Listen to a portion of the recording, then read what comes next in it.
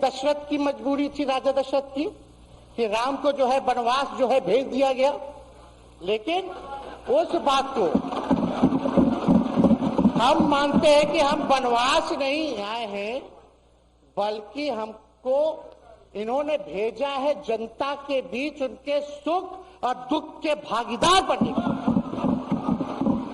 पहले बार ही अपने से दूर किए, वो भी क्या मजबूरियां रही हमको नहीं पता, ना आपको पता, किसी को नहीं पता क्या मजबूरियां रही। लेकिन इन्होंने जब पहली बार जब दूर किया तो एक ही बात निकल के आया।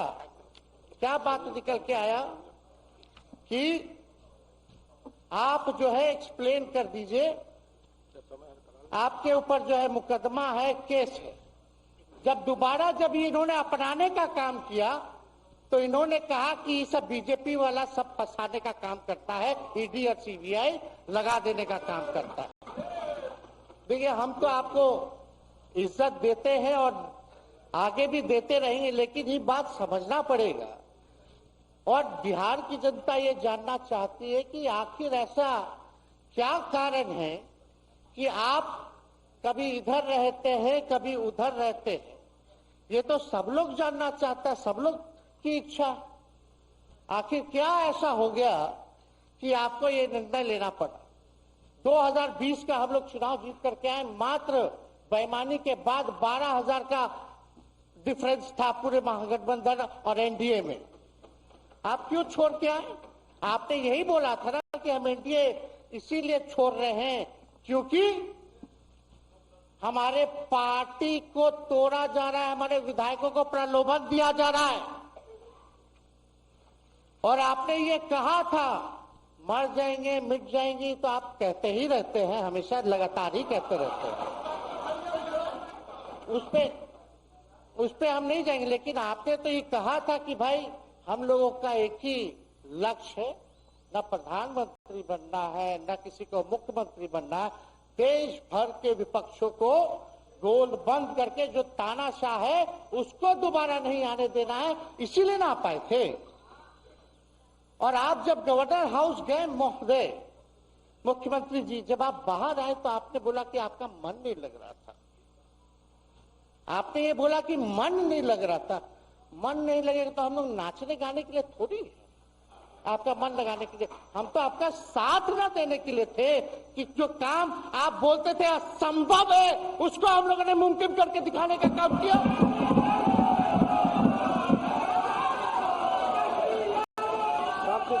आपने 2020 के चुनाव में क्या कहा था? झूठ मत बोलिएगा। देखिए, हम आप लोग से उम्र में छोटे, अपने बाप के पास से लाएगा, जेल से पैसा लाएगा, नौकरी बांटेगा, असंभव है। क्या बोले थे? और हमने उस समय चुनाव के दौरान रोजगार पर विशेष तौर पर हमने बोला था, हमने साइंटिफिक अध्ययन किया, रिक्त पदे हैं इतनी इतनी है, उसको हम लोग जो है भरने का काम करेंगे। हमको दुख इस बात का नहीं है कि हम लोग विपक्ष में आ गए, हमको तो खुशी है कि उन 17 महीनों में जो देश में किसी सरकार ने नहीं किया, उसको हमारी महागठबंधन सरकार ने करने का काम किया। आप बताइए, आपको याद होगा जब आप बीजेपी को धोखा देना चाह रहे थे, हम तो नहीं आना, आपके साथ आना चाहते थे। ये बात हम आपको कहे भी थे कि हम तो नहीं आना चाहते हैं मुख्यमंत्री जी, लेकिन देश भर के सभी नेताओं का दबाव है कि भाई एक बार 2024 के चुनाव में हम लोग एकजुट हो जाएं और एकजुट होकर के मोदी जी को हराने का काम करें। तब हमने क्या कहा था मुख्यमंत्री जी, याद है? विजय जी हैं आप भी सामने। हम कहते मुख्यमंत्री जी हम सरकार में नहीं आएंगे, हम बाहर रह करके आपको समर्थन देंगे और आपके सरकार को कोई खतरा नहीं होगा, आप चलाइए सरकार, निफिक्र होकर के चलाइए। क्योंकि हम लोगों का भी लक्ष्य है कि भाजपा को देश से भगाने का काम करे, उस सांप्रदायिक शक्तियों को, जो विचारधारा, जो समाज में जहर बोने का काम करती है, उसको हम लोग भगाने का काम करें। इसीलिए ना हम लोग एक साथ आए थे, और तो कोई कारण नहीं था। अब हम को बताना हम नहीं चाहते हैं कि दशरथ तो नहीं चाहते थे राम वनवास जाए, लेकिन कैकेयी जरूर चाहती थी कि राम जो है वनवास चले जाएं। मुख्यमंत्री जी, आप हमको बेटा कहे हैं, हम चाहते हैं कि आप लंबी उम्र रहिए और जो सिलसिला आपने चलाया था उसको जरूर आगे चलाइए, उसमें हमारा समर्थन रहेगा। रोजगार बांटिए, नौकरी बांटिए, जो गांधी मैदान से आपने ऐलान किया था। लेकिन कैकेयी को भी पहचानिए, कौन कौन कैकेयी बैठा हुआ है आपके पास। सम्राट चौधरी जी पगड़ी पहनते, फालतू है पहनते हैं, उतारने का बात करते हैं। ये सब करो, फिल्म का शूटिंग चल रहा है महोदय। अब बांध लिए पगड़ी, चलो आओ मैदान में, अब खोलिएगा। अरे हम कोई गलत बात नहीं है, सुन लो यार। नवीन जी सुनिए ना, पथ निर्माण मिल जाए, बहुत कृपा होगी, आप आगे काम कीजिएगा। बैठिए ना,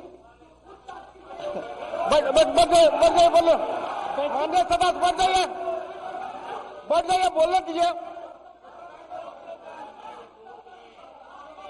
तो उपाध्यक्ष महोदय बोले दीजिए, बैठिए, आप लोग शांति से बैठिए। आप जब बोलिएगा इधर से नहीं कोई बोलेगा, आप शांति से बनाए रखिए। हमें विश्वास है कि हमारे एक और चाचा विजेंद्र जी बैठे हैं यहाँ, हमको जरूर लगता कि इन्होंने जरूर सलाह दी होगी सम्राट चौधरी जी को पगड़ी उतार लो। दिए कि नहीं दिए? आप तो हमको सलाह देते थे, हमको पता है आपके मन में भी पीड़ा है, दर्द है, लेकिन आप एकदम अपने नेता के साथ जो निर्णय है उसी में लेते हैं। लेकिन नेता तो निर्णय लेते हैं, साथ देना चाहिए, लेकिन कभी कोई सलाह और एक स्टैंड भी लेना चाहिए कि कोई गलत निर्णय ना हो। इससे नेता का ही नुकसान होगा, इससे नेता का ही नुकसान होगा। तो इस बात की तो हमको चिंता रहेगी। अभी सम्राट चौधरी जी क्या क्या बोलते थे उस पर हम नहीं जाना चाहेंगे, लेकिन सम्राट चौधरी जी के पिता भी हमारे दल में रहे हैं और उनका शब्द मुख्यमंत्री जी के लिए क्या क्या रहा है वो हम यहाँ नहीं बताना चाहते। आपके भी दिल में है, आपके भी कान में है, आप लोगों के भी होश में है, और पूरा बिहार बच्चा बच्चा से पूछ लीजिए कि हम कोई ऐसा सुन लीजिए ना। अरे सुन तो लो भाई,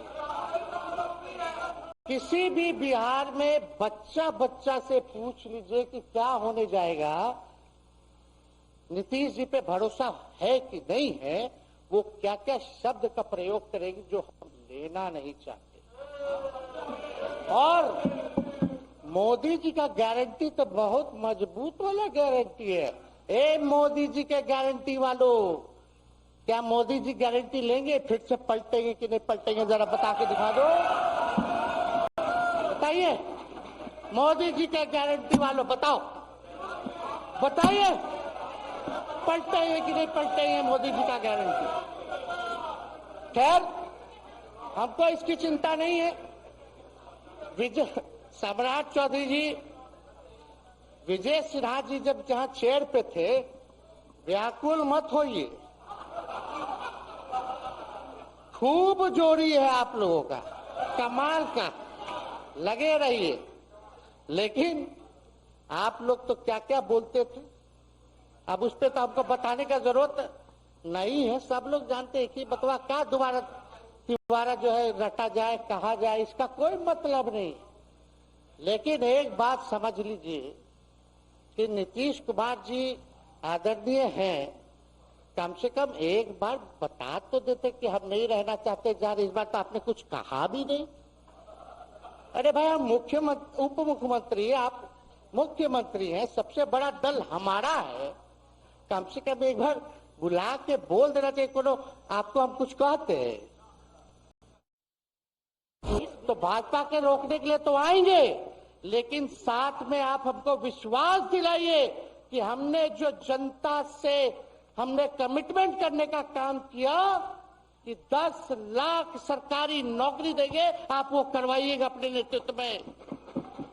मुख्यमंत्री जी बोले हो जाएगा, हो जाएगा, और दूसरा दिन अपने अधिकारी को भेज देते हैं। जब हम लोग ओथ ले लिए, अपने सिद्धार्थ जी होंगे, ठीक है विजेंद्र जी, विजय जी ठीक है ना, वित्त मंत्री थे ना आप, तो वित्त सेक्रेटरी थे उस समय सिद्धार्थ जी, तो सिद्धार्थ जी को भेजा गया, बहुत काबिल अधिकारी है, बहुत सम्मान है हमारा। तो सिद्धार्थ जी आकर के हमारे पास बोलते, हम बोले मुख्यमंत्री जी को क्या हुआ नौकरी का, क्या हुआ, दीपक जी को बोले, मुख्यमंत्री जी को बोले, विजय जी को बोले, सब बोल रहा है कि आपने वादा किया था चुनाव में। हालांकि हम तो सीएम बने नहीं कि हम दस्तखत कर देते, लेकिन उप मुख्यमंत्री बने, फिर भी हमारे पर जिम्मेदारी थी, फिर भी हमने शांति को बोलिए, बात को कई बार जो है कहा। तो उसके बाद फोन आता है और कहा जाता है कि सिद्धार्थ जी जा रहे हैं, फाइनेंस सेक्रेटरी हैं, मुख्यमंत्री जी के भी प्रधान सचिव हैं, वो आपको एक्सप्लेन कर देंगे। सिद्धार्थ जी आते हैं, फाइल दिखाते हैं, कैसे होगा सर, कुछ नहीं है पैसा, कैसे होगा। हमने बोल दिया किसी भी हालत में ये काम हम लोगों को करना है। आप असंभव बोलते थे, आप मेरे पिताजी को बाप का पैसा ला करके दिलाएगा, लेकिन ये 17 महीने में कहां से एक विभाग में एक दिन में 70 दिनों के अंदर 2 लाख से भी ज्यादा सरकारी नौकरी कैसे मिला। इच्छा शक्ति होनी चाहिए, विल पावर होना चाहिए। तो मुख्यमंत्री जी जो थके हुए मुख्यमंत्री थे उनको हमने दोहराने का काम किया।